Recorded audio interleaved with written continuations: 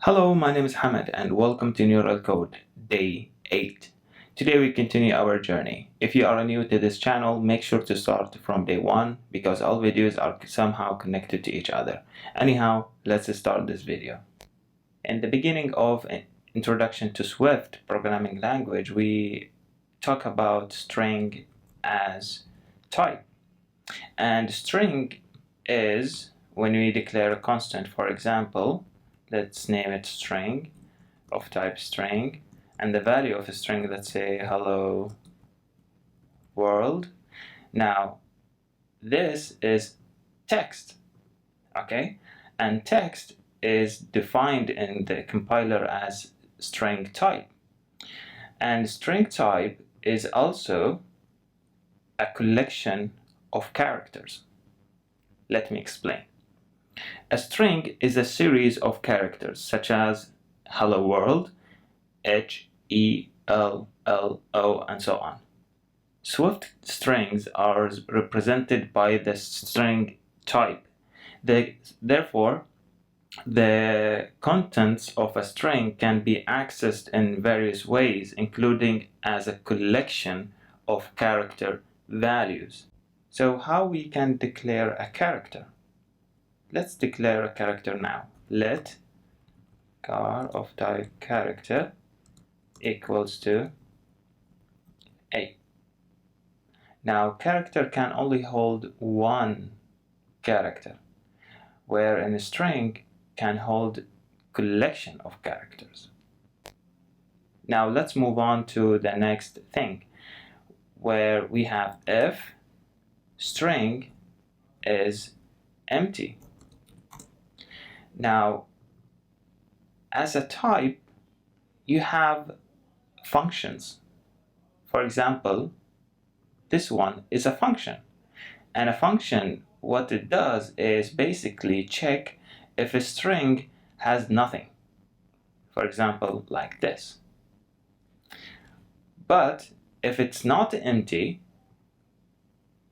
it will not execute what's inside of a statement. The other thing, as we have declared string as a constant, we assign the value of a string to hello world. It's one line. What if we want to have quotation, or let me say multiple lines? Let code equals to. Now, instead of having one double quotation, we will have 3 double quotation. 1, 2, 3. Okay, and hit enter. Let's say first line, enter, second line, and third line, enter, and then 3 double quotation to close it.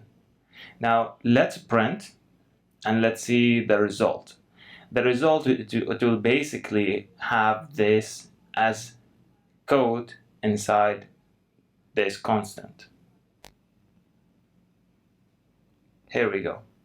Now it sounds weird, but if you look closer, there is a /n, and a /n means a new line. So if you have this and use it inside your app later on, this will be represented like this. Next, if you would like to print the characters from string constant, we would use for loops. We would say char character and string.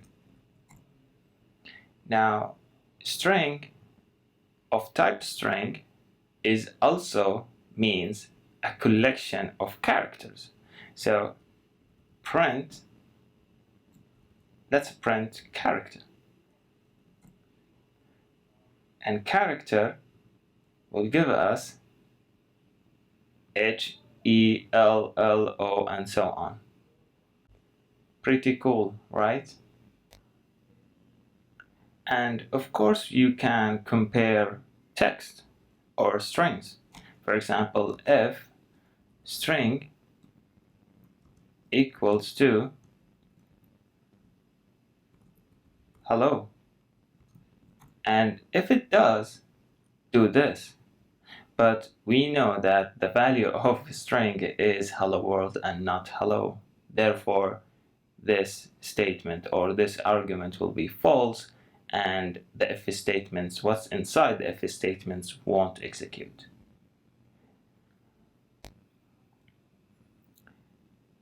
Next, what if we want to check the prefix or postfix inside the string? For example, I want to check whether string has a prefix hello. This one will be true because hello is inside here. But since it's sensitive, case sensitive, this one should be true. Okay, so let's test. Hello, yes. And now let's have another if statement, string dot has suffix, let's say this. Okay, print yes. Cool. Let's hit run. Yes and yes. Has a prefix means hello should be in the beginning of a string, and suffix, it should be this in the end. Okay,